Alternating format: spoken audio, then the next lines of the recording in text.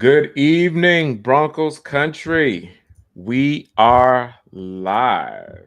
But before we get into tonight's discussion, we want to make sure we have all of our platforms included. All right, and I see green check boxes across the board. Welcoming everyone to another installment of the Orange and Blue View podcast. I am one of your hosts, Ron White. On that side of me, you know him, you love him, my co host, Dylan Von Arts. Dylan, how are you doing today? And well, just in general after Thursday's loss. Yeah, that was a rough one. Obviously, we haven't got to even talk about the Colts game, but Yeah. you know, win there. It was scary for a while, but then yeah, just talking this Chargers game, man, that was just despicable. Honestly, I mean, you went away from what was working in the first half in terms of the run game. Like, hey, Sean, because finally worked that first drive. What did they throw? Maybe one pass, Mm-hmm. maybe Mm-hmm. two. Yeah. The run game was doing good, and then just the second half, and I know he chalked it. Oh, they made adjustments. It's like okay, but you didn't even really try to continue the run game. So overall, very disappointing. And I will say to all the people who didn't think Justin Herbert was elite or even great, you saw on Thursday night that's not the case. He's a very good quarterback. Yeah. And just, the types of throws, you know, he was making in the pocket, sliding out of the pocket, finding the open guy. You can tell he's been in this league for quite some time and he's very experienced. I know, a lot of people were saying that, Herbert doesn't have any receivers, but we know the one, Lad McConkey, was wide open quite a few times. So it was just a downright just embarrassing loss for the Broncos. But they do have an opportunity here to bounce back on this upcoming Saturday. Um, and let's see who we have in the chat here tonight. We got David McElrath, Papa Bear, coming in. Thank you, David. It's always so good to see you, my guy. He says, Merry Christmas, Broncos country, Ron and Dylan. Merry Christmas to you as well, David. Hopefully you're doing well. Hashtag the 10 and 7 plus. Hashtag let's go Bo. MHH for life. Buckham times 3. Broncos for life. Knicks for 6. Team Knicks. Yes, David. Again, thank you very much for coming in. And, you know, hopefully the Broncos can get to that 10 win mark on Saturday against the Bengals. If they have any, if they want any shot at the playoffs, they're going to have to try to win this game.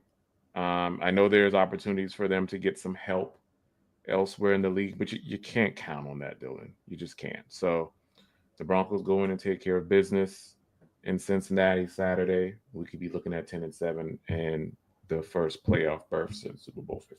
Thanks, David. Yeah, thank you for coming in, David, and Merry Christmas to you as well.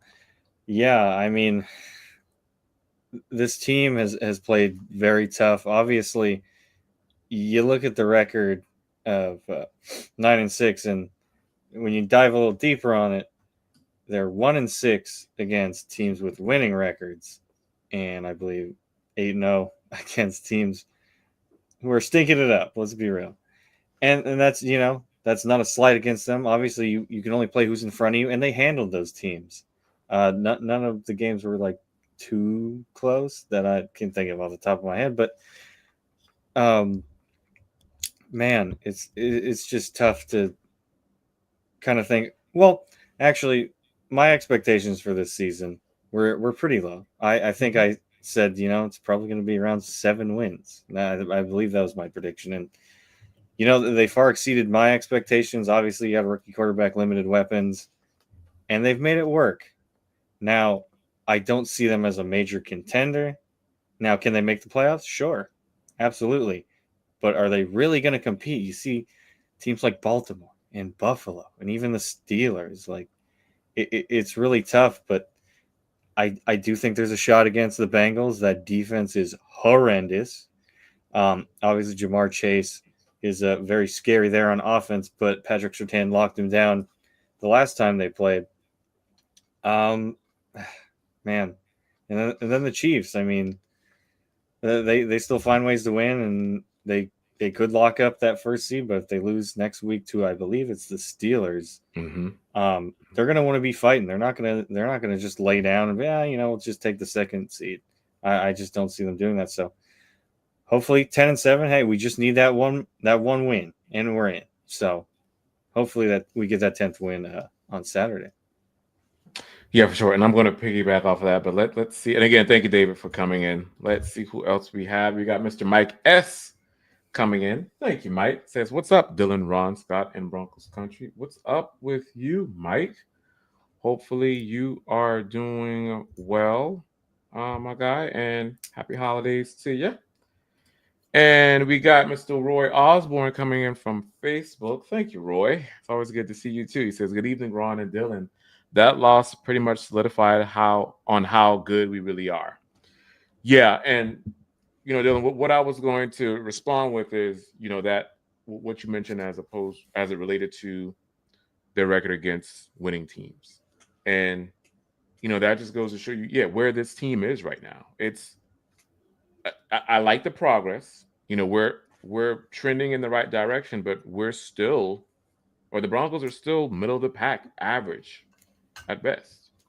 Um, they're good pieces. The fan base loves what they've seen from Bo Nix.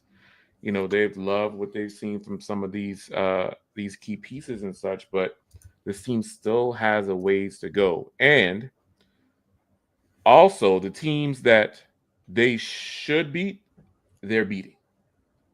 That's a positive sign because in the past, Dylan, some of those teams the Broncos would have lost to.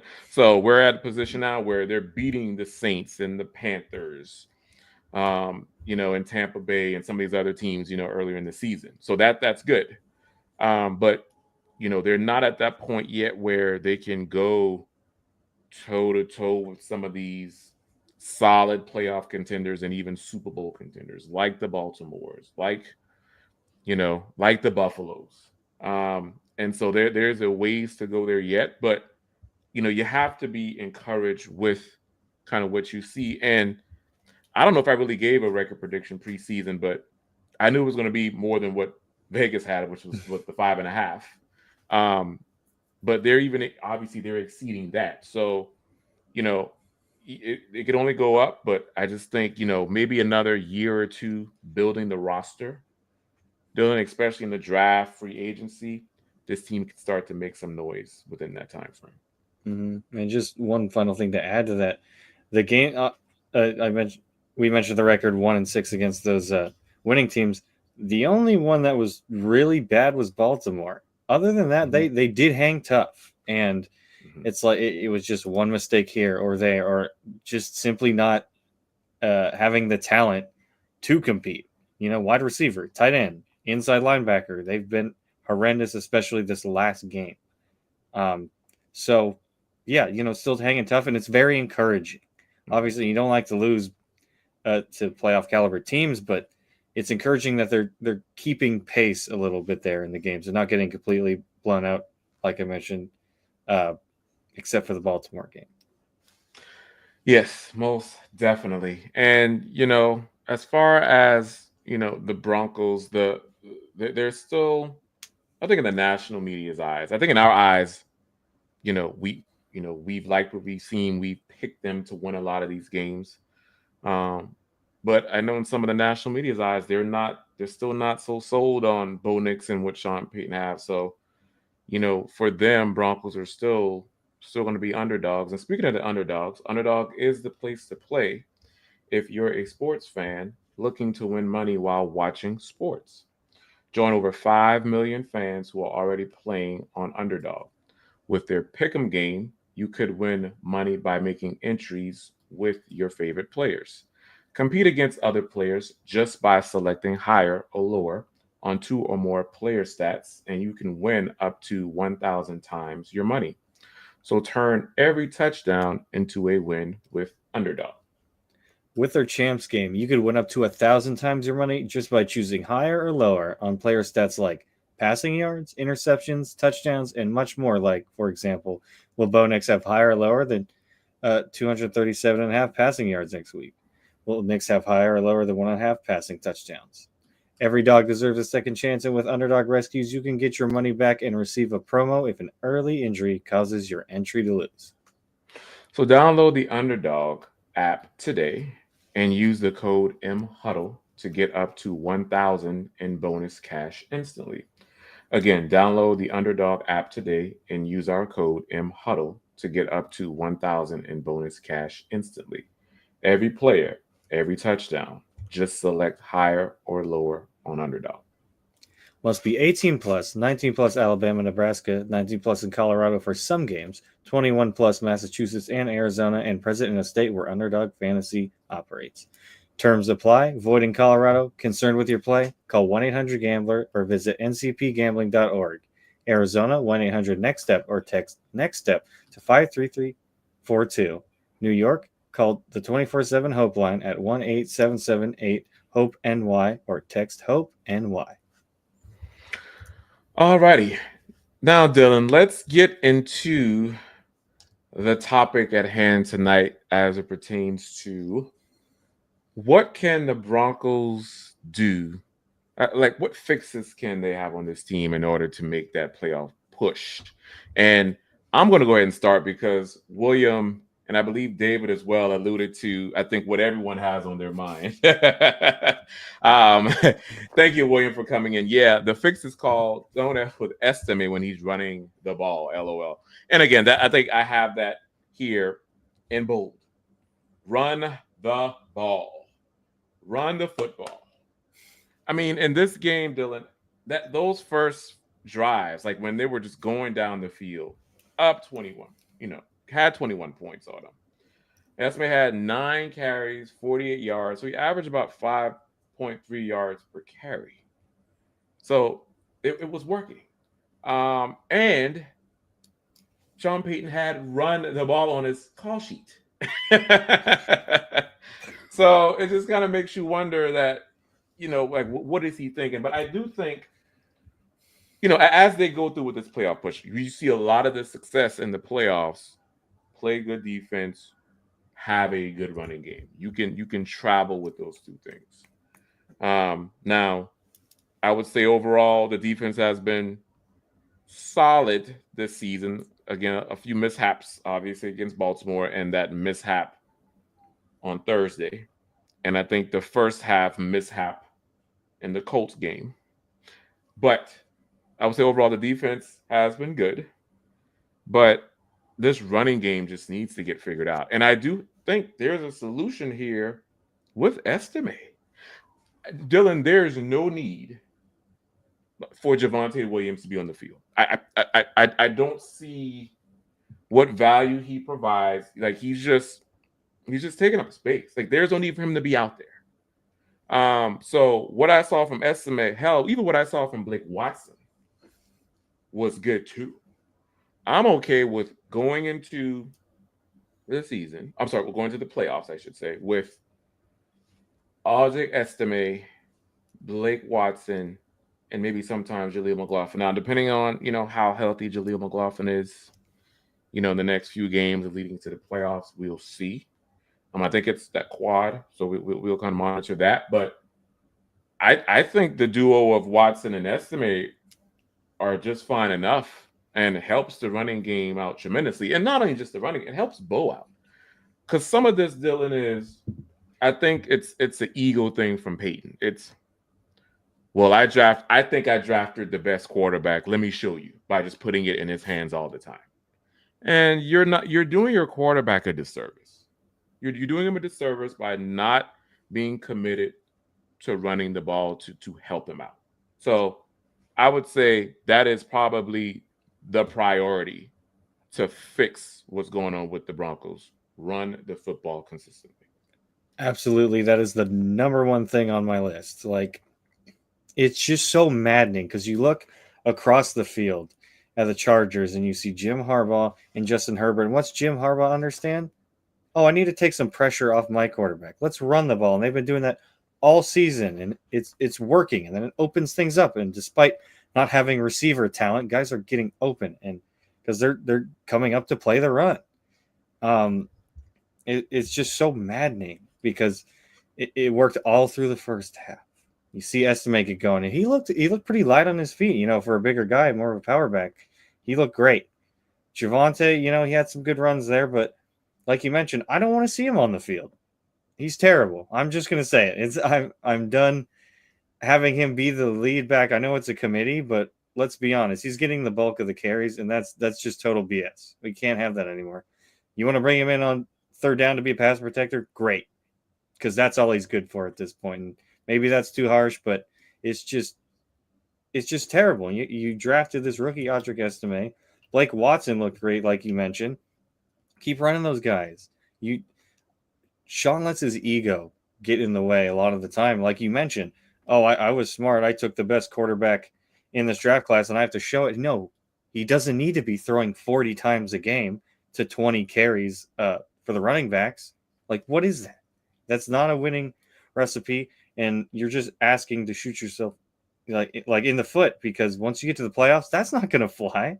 You're not going to have a rookie quarterback throwing 40 times, 30 plus times. Like, it's a losing recipe, and we know that. And obviously, in the offseason, Sean Payton wanted another running back. Like, he went hard for Josh Jacobs, Mm-hmm. and it's like he wants that back, but it's like, are you gonna use him? Like, I know it's like you gotta show that you Yeah. you want to have a ground game. So that's absolutely the number one thing that would not necessarily fix this team, but they'd be a lot more successful in terms of controlling the game. I mean, you're up 21. What are you trying to throw more bombs for? Like, I just don't understand it. Yeah. I don't get it either. But hopefully he can self-reflect, get just understand the moment. Look at the league. A lot of these contenders, they have a stout running game. I mean, look at the Philadelphia Eagles. Look at the Ravens, who we just looked at against the Steelers. So yeah, I just hope that can be a point of emphasis heading into these next few games and into the playoffs. And as David Youngkin here said, and I think the chat also agrees, Watson and Estime was a good pairing. Yeah, yeah, David. They were. It was a good pair. It was a productive pairing, um, for sure, on those first several drives in the first half. So hopefully that can continue. But we will see what the head coach does. Alrighty. Let's see who else we have in the chat. We got Mr. Phil, Tucson Phil. Thank you, Phil. Good to see you, my guy. Says Merry Christmas, Bronco Country on vacation. Just sending best wishes. Thank you, thank you, thank you, Phil. It's good to see you in the chat as always, guy. And then we got young Tyrone coming in from Facebook. Thank you. He says, you think the Broncos not mad about losing to the Chargers? They're going to take their frustration out on Cincinnati. Well, I hope so, young Tyrone. I really do hope so. Um, this Cincinnati team, let's not even look at the record. We know that their defense is trash. It's terrible. But that offense, you know, Joe Burrow playing at an MVP level, Chase Brown in the running game, and the premier receiver and Jamar Chase that he is, it can be high powered. So the Broncos on defense have their work cut out for them. As you alluded to, Dylan, that in that previous matchup, Sertan was able to kind of lock him down a bit. So hopefully they can just have Sertan follow Chase the whole game. I think that would be wise. But yeah, Ty, I think there are opportunities for the Broncos to win this game. Like we mentioned, the defense is bad. That offensive line for the Bengals is not good. So I would expect heavy pressure, maybe a few sacks from the Broncos defense. So I think, and Bo should have a good day. They should be able to run the ball. Really, they should be able to do whatever they want against this defense. Run the ball, throw it. So it should be a pretty good game, but I hope you're right that he does take out their frustration um, on the Bengals. Yeah, hopefully, because you can't limp into the playoffs. I mean, you still have to make it. Let's be real. You're in that playoff slot right now, but you lose out, and say the Bengals win a couple games or the Dolphins pick up a couple games, it could be over. And that would be a real bummer. Obviously, I didn't think they'd be making the playoffs this year, so to be anywhere close, that's a win in my book. But that doesn't mean lay down now and just give up. You have to come at the Bengals and punch them in the mouth. You got to be pissed off because I even if the Broncos say they make the playoffs and they go one and done, I still want this young team to get there and get that atmosphere and get that experience and be like, oh, okay, we got a taste of this and we love this. This is what we want, and we want to be back here year after year after year. And it starts with beating the Bengals on Saturday. Obviously, if I looked at this correctly, if the Bengals lose a game or the Dolphins, they have to win out to get in. No.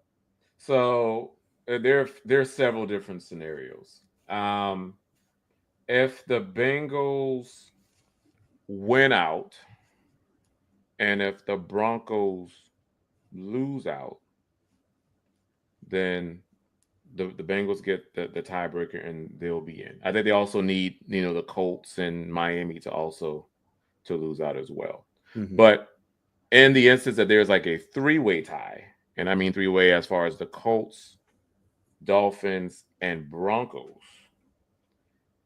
which is 9-8, then because it's three-way, it all was based on the AFC conference record, Yep. which the Colts would actually jump the Broncos and get it.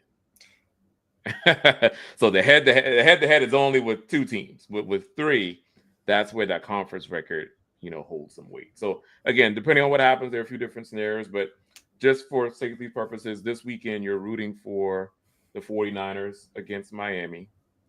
You're rooting for the Titans against the Colts, and then you're rooting for I believe it's the um, Browns. the Browns. Yep, Yeah. against the Bengals. Yeah, let's hope those happen. And obviously, the Broncos control their destiny, guys. Yeah. Like it is on them.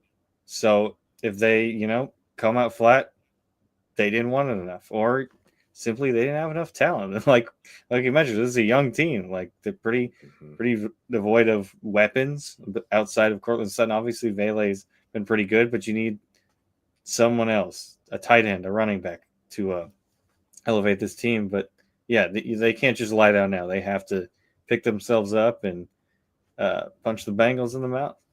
For sure. For sure. And again, thank you, young Tyrone, for coming in. All right, Dylan, what is one of your fixes for the Broncos, um, essentially to win the next two games and to make a playoff push and do well in the playoffs? So what I noticed in this in the Thursday game and even a little bit in the Colts game, Vance Joseph without Riley Moss, he's playing a lot more zone coverage, Yeah. Yeah. and they're getting absolutely killed. Yeah. I understand not wanting to fully put Chris Abrams drain or say Damari Mathis on an island, right? But when you're getting absolutely cooked in zone, maybe it's time to try out some more man, because that's how the Broncos were winning on defense. They could man up. You got PS2, Riley Mosh, and McMillan. And then, okay, now I can send an extra linebacker because I trust these guys to cover. And it seems like it's a case of Vance Joseph not trusting Chris Abrams' drain, which you kind of get. He's a rookie, but he has been playing fairly well. He got that interception. He played that beautifully. And I thought we were going to run away with the game after that. It's just Vance Joseph is starting to creep back into his old ways in terms of these last few games. Even the like the Colts game and the Chargers game, the defenses just weren't doing what they were supposed to, even against Anthony Richardson, who didn't have a good game necessarily, even when they were winning ahead.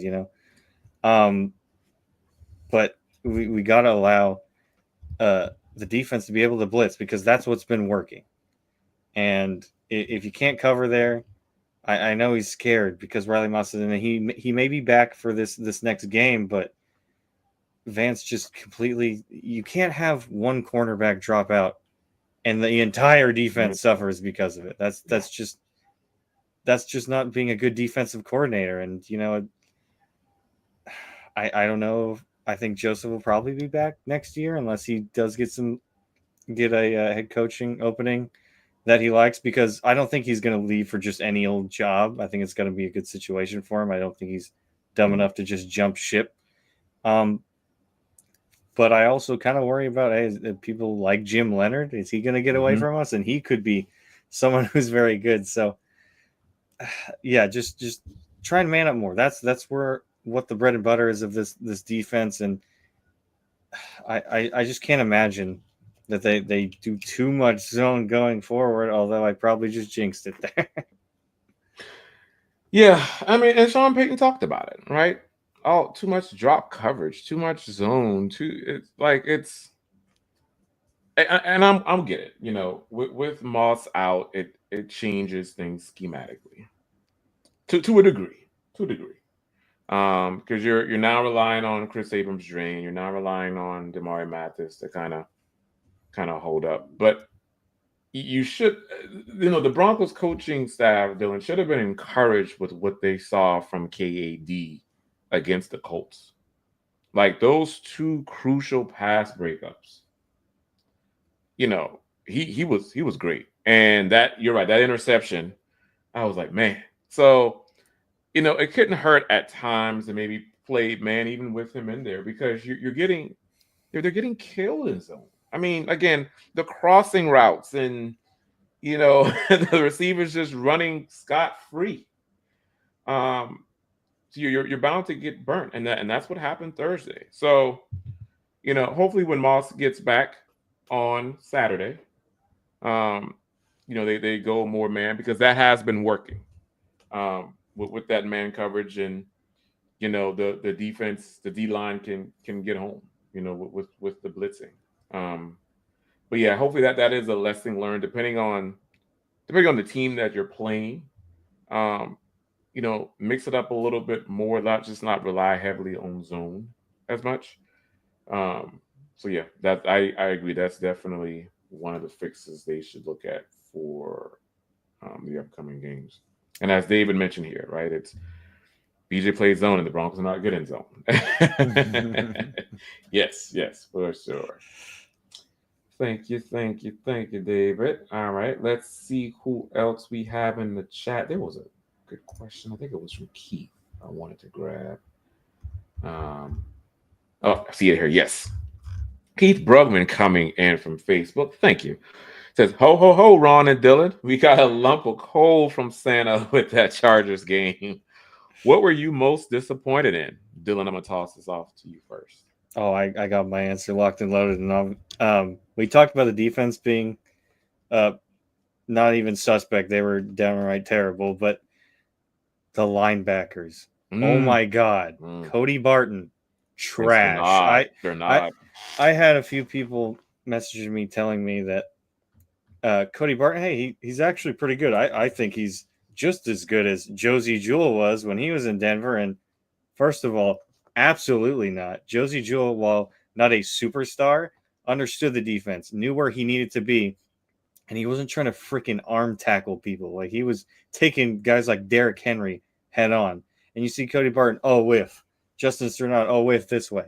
It was so maddening. And when you saw the Chargers getting like jumbo packages or like heavy run personnel, you kind of knew it was over because those guys were just letting them through. And Sternad, he's a good special teamer. I'd like to have him back. He was good in a pinch, but these last couple of weeks, man, both linebackers, and obviously you get what you pay for, right? I mean, Barton was a free agent for a reason. Sternad, free agent for a reason. Just not world beaters, and you don't need that at linebacker, but boy, do we need something else there because it's just not working. And I mean, Drew Sanders is back and he played on the inside. Obviously, it was on a blitz. That was his one snap of the game. He got a sack. But I mean, at this point, you got to try him out a little more there, right? Maybe not start necessarily, but let's sub him in a little more, see what he's got. Yeah, yeah, good point. That was one of my first thoughts after the game is these inside linebackers are not good, especially in coverage. Like you said, whiffs. They're not speedy at all. They just just the arm tackling, just the tackling overall, Dylan. It was not good. It left a lot to be desired. So that's definitely a good point. Um, I would say, Keith, what I'm most disappointed in is the fact that Sean Payton did not make key adjustments second half because Jim Harbaugh saw what happened first half, right? The Broncos were just down the field running the ball. Bo was running out pocket, making the throws. But now you saw in the second half with the defense of the Chargers, kind of them stacked in the box a little more, not allowing these explosive runs to happen. And you can maybe see that's somewhat why Sean Payton maybe have strayed away from it. But the fact that they didn't adjust to the adjustments of the Chargers, and that's solely on coaching.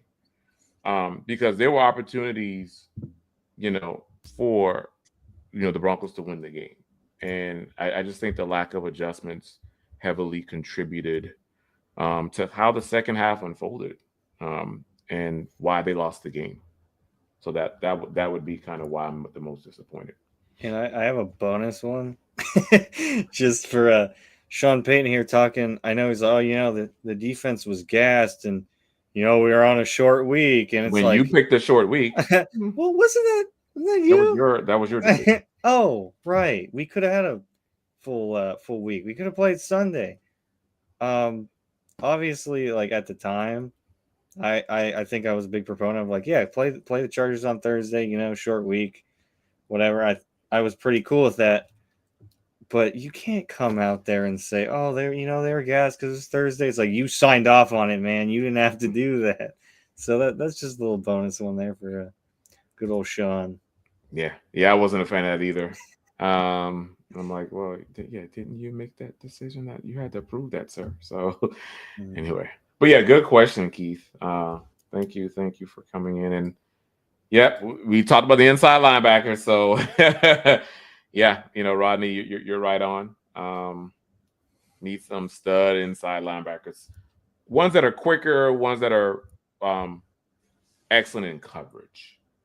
And a few that I think of, if you're looking at maybe plucking someone, I'm not sure if he's a free agent. I know Zach Bond is. I know Zach Bond's one. Zach Bond's a killer.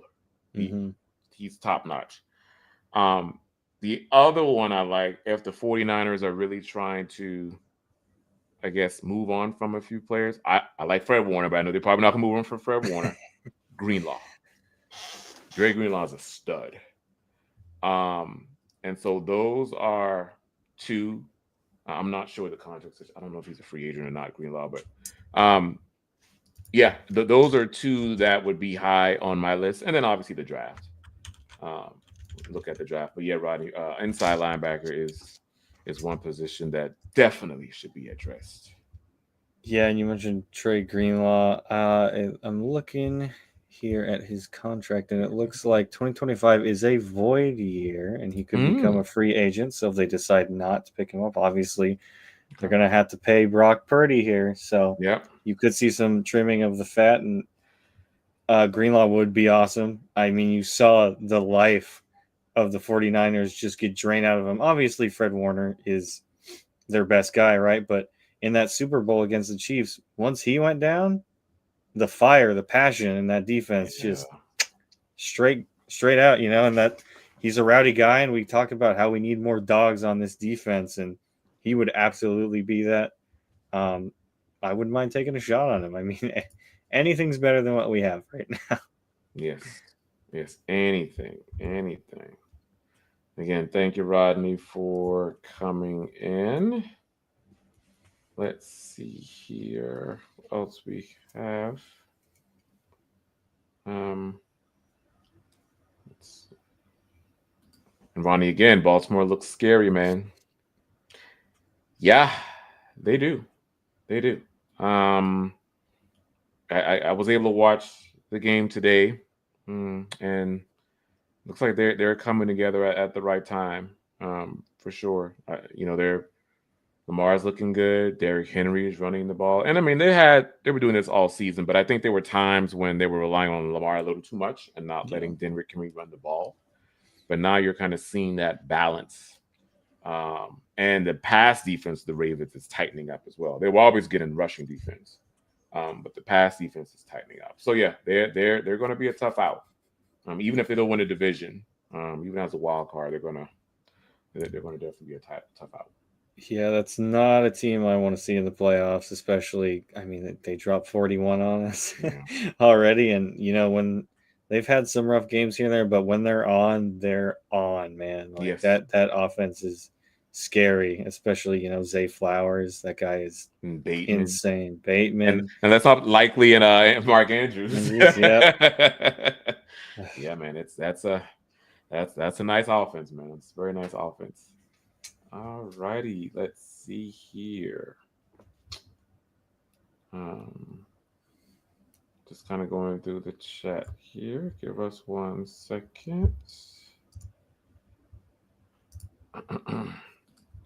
Got Jerome Washington coming in. Thank you. He says, if we're in the lead in the first half, we have to finish strong in the second half and execute. I agree, Jerome. I agree. And again, that goes with my answer to Keith's question uh, a few minutes back, as that was my disappointment that the Broncos didn't finish second half, and to blame is coaching. You didn't make part of it is the adjustments weren't made, and then the players just didn't execute. I mean, you saw Stranad with that hit, on Herbert. And I think in the before the half, Tremont with the kick interference, like it was just they just need to do better, and that goes to my second point here. Crucial fixes is just clean up the stupid mistakes, clean up the mistakes, clean up the penalties. Um, because the Broncos, I believe they on average have about 57 penalty yards a game, and they have to get that cleaned up. Whether it's holding on the offensive line, some of those false starts. Sternad should know not to be, doing the late hit. So just things like that. Those small things. It's all about the game adventures, close attention to detail. So if they can get a lot of that cleaned up as well, I think that'll help them in the long run. Yeah, just a lot of stupid mistakes. And like you mentioned, there were times when the defense, it's like, oh, okay, we got him to third down. Oh, actually, we had a holding, or we were Mm-hmm. offsides, or just dumb penalties, man. And like you mentioned, it's not an absolutely stupid play. Obviously, it's very hard as a defender uh, in this day and age, because you never know, is a quarterback going to actually just stand back up and run? Like, the sliding's the whole thing. But Yeah. yeah, eliminating stupid penalties. You mentioned Trayvon Smith. Obviously, I mean, I've never seen a kick like a free kick like that. Yeah. So that was pretty crazy. But ultimately, like, the Broncos came out the next half and scored a field goal, and you were back at 11-point lead. So can't really get too mad at that, I guess. But at the same time, yeah, you don't want to be making those mistakes. You don't want them to get even just 3 more points. That's a lot in the NFL, believe it or not. It is. So, um, yeah, absolutely have to clean up those mistakes, and that's on coaching. And Jaron mentions here the execution. Yeah, there's also times where I could rag on VJ all night. Easy, that the last game was terrible, but when you see Cody Barton or Justin Sernad just arm tackling, or just falling to the ground, not making their best effort. Even PJ Locke at times with his tackling was pretty Mm-hmm. suspect. So guys still got to execute. That's the bottom line. Yep, for sure, for sure. And again, thank you, Javon, for coming in with that comment. We appreciate it. All right, let's see who else we have here. in the chat. We got Crumble Cookies coming in. Thank you. Says hot take: Bo Nix will lead the Broncos into Buffalo in the wild card Ooh. round and take down MVP Josh Allen and the Bills. What are your thoughts on that, Dylan? That's an interesting one there, Crumble. Well, yeah, first of all, Crumble, whenever I see your name, it just sparks my sweet tooth. So Yeah, thanks for that. I'm going to be eating some chocolate probably after this. But yeah, I mean, that is definitely a hot take because I'm not confident in a matchup against Buffalo in their own house. That stadium's going to be rocking. Josh Allen is likely going to be the MVP. I mean, dude has what do you have 10 touchdowns in the past 2 games or something like that. Some stupid like that. yeah, Like that's about right. he could, and maybe this is a hot take of my own. Let's take out championships. Let's take out all that stuff. I think Josh Allen might be the most talented quarterback in the NFL in terms of what he can do on the ground game. He's just massive. Who's going to tackle him? Um, Obviously, Mahomes gets all the love, and he's a very great quarterback. I'm not taking that away from him, but I do think Josh Allen, for my money, is the most talented, just pure talent aspect in the NFL as a quarterback. You know who he reminds you of? A more athletic Ben Roethlisberger. That I could see that 100%. Um, yeah, when you get to him, you got to get him on the ground. You have to, Good luck. because if you don't, he's gonna light you up. Um, and yeah, I believe you're right. 10 touchdowns total. I believe that's come, with the rushing and the passing. Because I believe in the was that the Rams game? I think it was like he did 6 touchdowns. 6 total, yeah. So it's just a freak. But yeah, Crumble. This is definitely a hot take. I wouldn't give the Broncos much of a chance. Like if we go offense per offense. Now our defense gets defense because Buffalo doesn't really play much defense. With these 30 and 40 point games they've been surrendering to the opposition. But I just don't think Broncos, and again, kind of what we were just talking about, that we don't know if Sean Payton's going to stay committed to like a balanced offense. What I mean by that is running the football too. So if you just go in Buffalo and try to throw, that's not gonna fly. But could it happen? Yeah, anything's possible. But yeah, that one's gonna be a tall mountain to climb, man. It's a tall mountain to climb, but I like where your head is. Good optimism there. uh, thank you for coming in. All right, let's see who else we have. And then we got Jaron again. If we make the playoffs, which we will, I hope we play the Chiefs, especially since we should have won that game. If it wasn't for the blocked field goal, we played the Chiefs tough. Yeah. I mean, the way it's shaping up, Jaron, Chiefs are probably going to be the number 1 seed. So that does leave your Denver Broncos marching into Buffalo if it stands today. Now, there could be some noise with the Broncos maybe getting the 6th seed, depending on what happens with these last 2 games. But that's if the Ravens come out with the division, that's going to be a tall order too. So you just hope that the Steelers can come out with that division, be the 3 seed, and if the Broncos are the 6 seed, march into was it Oxford Stadium, I think now.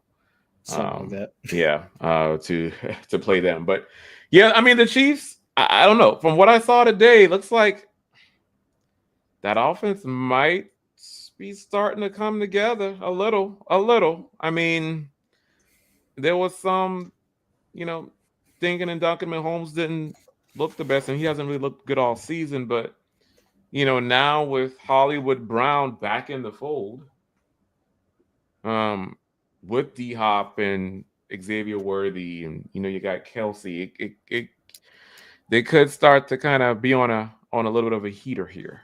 Um, but again, I'm still not scared as a Broncos fans. I'm still not scared of them, but just kind of keep that in mind that it might start to roll now that you do have um, Hollywood Brown back in the lineup. But yeah, we did play him tough. Let's see what happens. Let's see what happens in the last week of the season, and if we play in the playoffs, let's see what happens.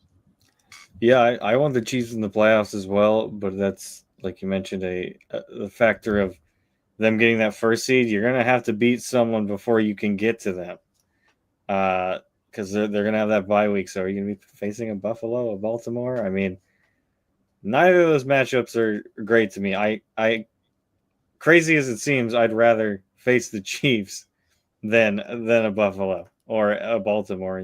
Because they're reigning defending Super Bowl champs 2 years in a row now. I'll take them over the Buffalo easily. I'll take them over the Ravens easily. Obviously, we know them better. We get to play them twice a year, and uh, yeah, you're gonna probably. I just have this feeling that the Chiefs they're gonna get the 1 seed. I mean, it just kind of seems like it's going that way, and you're gonna have to beat someone else. You got to beat the man to beat the next one. So it's it's a tall order for sure, especially with how young this team is. Like we mentioned, the record not so great against these winning teams. So you'd have to beat beat a winning team to get to the Chiefs. Right. Exactly. Exactly. Thank you again, J. Ron, for coming in. We appreciate it. And we got Mr. Oyboy90 coming in with a super chat. Thank you, my guys. Good to see you. It says the biggest key to this game will be Raleigh playing, hopefully. BJ calls a completely different game that allows the pass rush to get home. I'd rather depend on the D than the non existent run. Yes. Yes, oh boy. I agree that, and it is as far as Raleigh's concerned, and it is set up for Raleigh to make his return on Saturday. So that would help out this defense tremendously.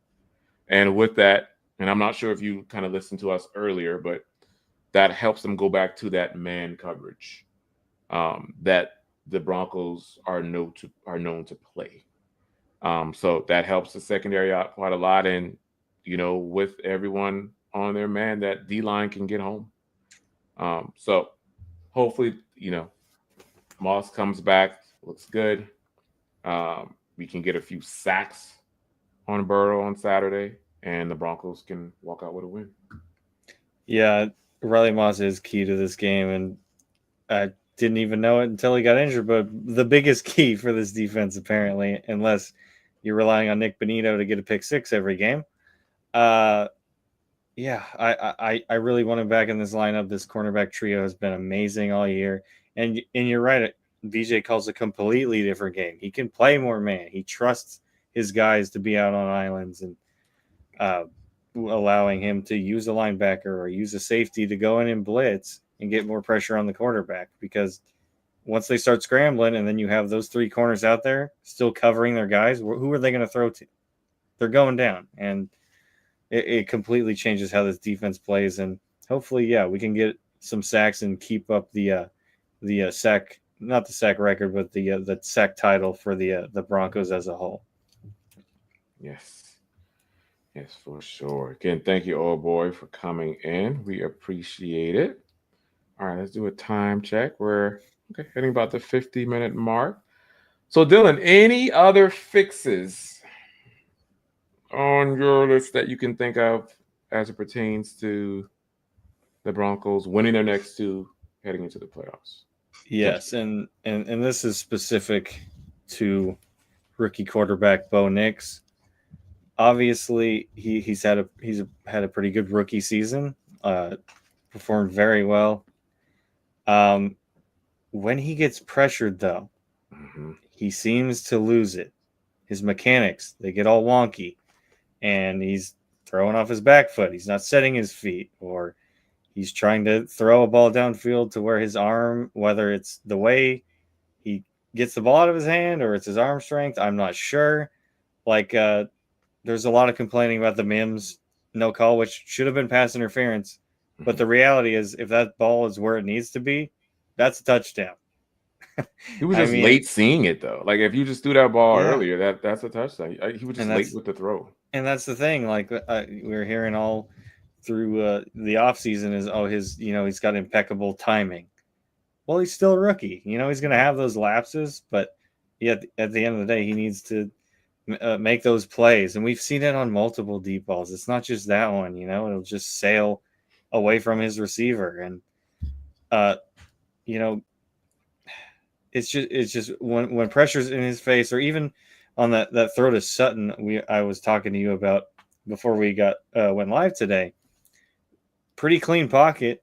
Sutton's wide open, and he just throws in the dirt. I don't know if he was sensing pressure or what, but uh, he's had a couple pretty good plays. Like he's evaded some sacks and Hmm. had some big completions. But overall, this season, once he's getting pressured, which is not so often with how good this pass blocking unit is, he loses his mechanics, and that's just something he can't do. And that's just something that's going to take time. I don't think that's going to get fixed this year, especially with so few games left. But he needs to just calm down, settle your Hmm. feet. You're not like we mentioned. You're not Josh Allen, man. You don't have a cannon of an arm. He's got a solid arm, but you can't be just trying to flick it out there. That's not going to work. And Right. it brings it back to even the Colts game.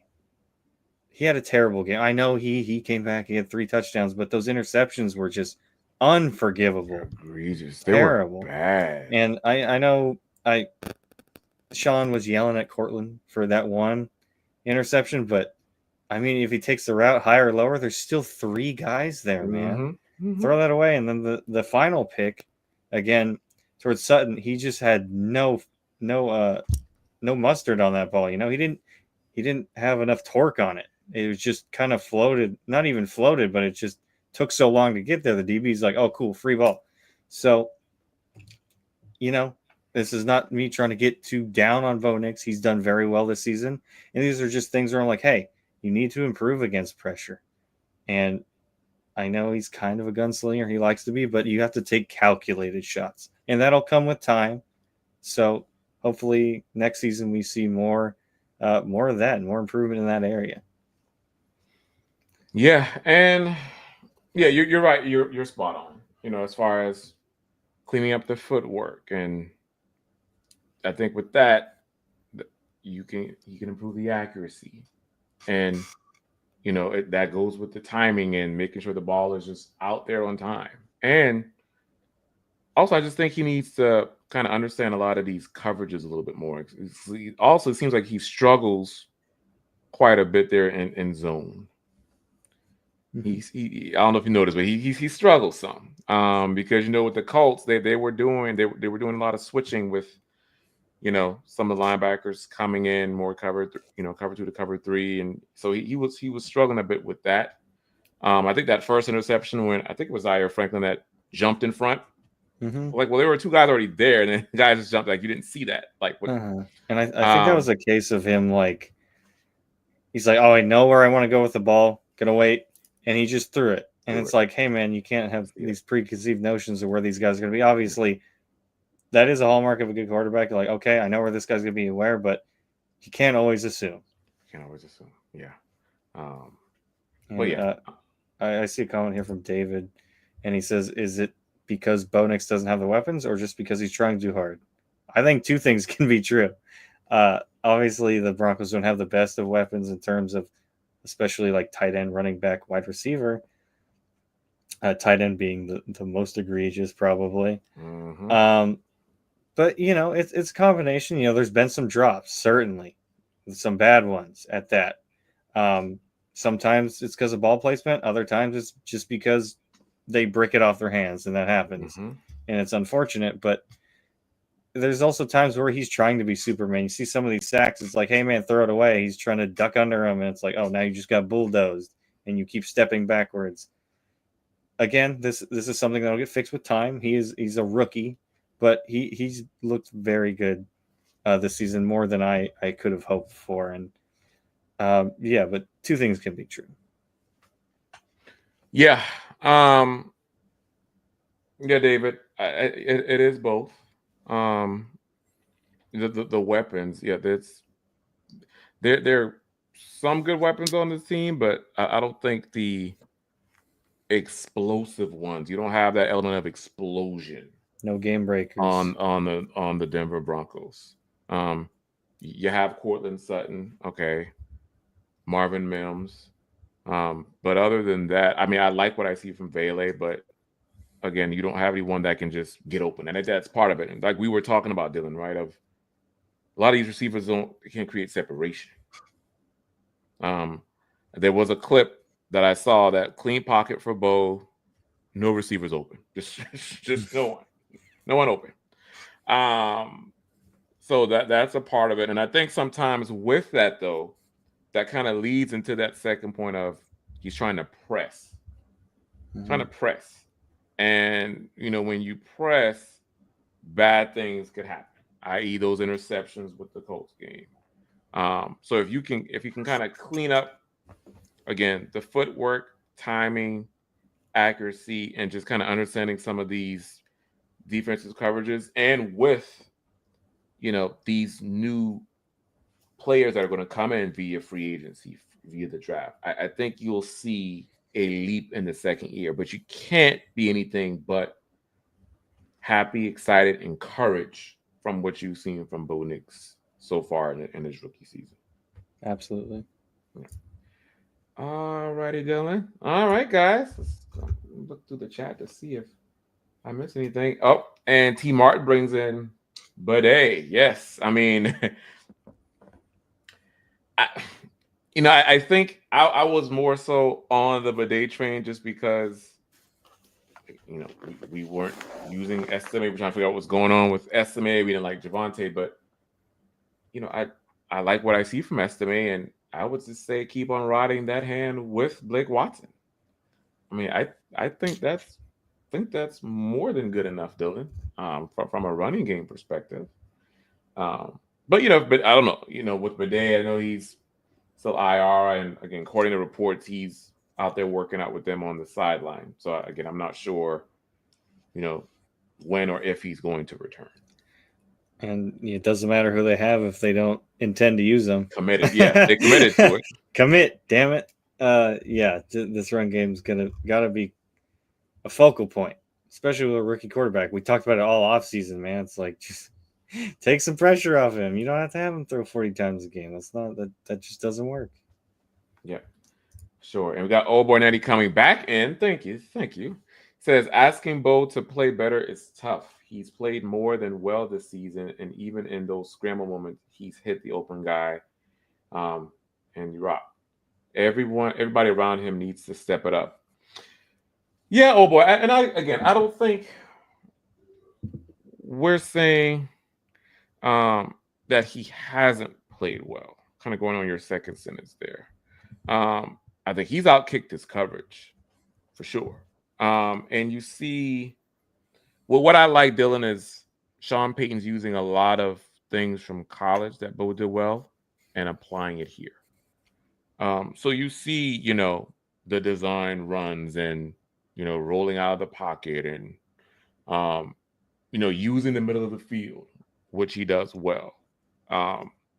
But, when it comes to some of those technical things from Bo, like the footwork and, the accuracy, I think that's kind of what we're referring to with Bo Nix here. And so I think if he can kind of clean up some of those fundamentals, Dylan, um, I think that'll show and that'll reflect in his game, and I think that'll ultimately take him to the next step. But you're right. He needs to have the cast around him. Good running game, as we mentioned. Also needs to have the receivers that can create separation, more playmakers, and again, that'll come in the offseason. But we're just talking about playing the fundamentals better when it comes to quarterback. But good point, though. Yeah, definitely. And it is a team game, and everyone else does have to step up around him, of course. But, Bo needs to recognize these things, his lapses in judgment sometimes with those interceptions, his footwork when he gets pressure, even sometimes when he doesn't get pressure. He just tries to all-arm these throws. It's like, man, set your feet. Easy completion sometimes. And obviously, he's a rookie. That's true. And he's going to grow and he's going to get better. This isn't me saying he's terrible and he's never going to get better. It's just things I see, and I'm like, okay, these are things to work on, but I'm very encouraged, obviously. And uh, my main thing is too, though, it's like, welcome to the NFL, man. This is what you're going to have to do. Uh, all off season, I had to hear, 61 college starts, and he's amazing at this, and this. He's perfect in this area. Okay, well, I'm gonna judge him a little harsher. Okay, I see him do a little, I see him do good. I'm like, okay, now I want more. I'm greedy. I want to see you do better. And Yeah. maybe that's just my bad for me, but I I want to expect more, especially with how much praise he was getting from fans and whatnot. And obviously, I had my reservations about him, but I thought he'd be a decent quarterback and a great fit with Sean Payton. So, uh, yeah, he and his team needs to step up. It's a group effort. Mm, yeah. And thank you, oh boy. And I think David sums it up here, oh boy, kind of what we were saying of some of the games, his footwork looks good. Yep. And then others, he just has happy feet. I still think at times he gets jittery and escapes the pocket too soon. You still see that at times. But yeah, it has improved, Yes. especially like with those first four games and even in that Saints game. Mm-hmm. He was a little too antsy. But since that Saints game, you can definitely see that the improvement is there. All righty. All right. Thank you all for tuning in. We really appreciate all of the comments, questions about the Denver Broncos. It's always fun talking, and this time just goes by so fast. And we're already a little over an hour. It's crazy. Again, make sure you subscribe to the channel, like and share across all of the platforms. We greatly appreciate it. And if you have not done so, make sure you follow us on X, formerly known as Twitter. I am at Ron White NFL. My partner here is at Dylan Vaughn Arts MHH. And before we get out of here, we want to say thank you to a few folks who have supported us tonight. I'll let Dylan take it over. Yeah, thank you all for joining the chat tonight. Great conversation. As always, we love talking Broncos with you guys, and you always bring up amazing thought provoking questions, and we really appreciate that. I just want to give a little extra love to a couple people who showed us some extra love tonight. David McGillerath, as he always does, Papa Bear, thank you so much. And Oi Boy coming in not once, but twice. Thank you so much, man. We greatly appreciate that. And if you couldn't catch us live, make sure to comment down below, and we'll check those out after the show, or hit us up, like Ron mentioned, on Twitter. We're happy to continue the conversation past these live shows. Yes, most definitely. Most definitely. All right, everyone. Well, hope everyone has a great night and also happy holidays. Merry Christmas to all celebrating. We thank you all for tuning in, and we will see you all next week. Go Broncos. Go Broncos.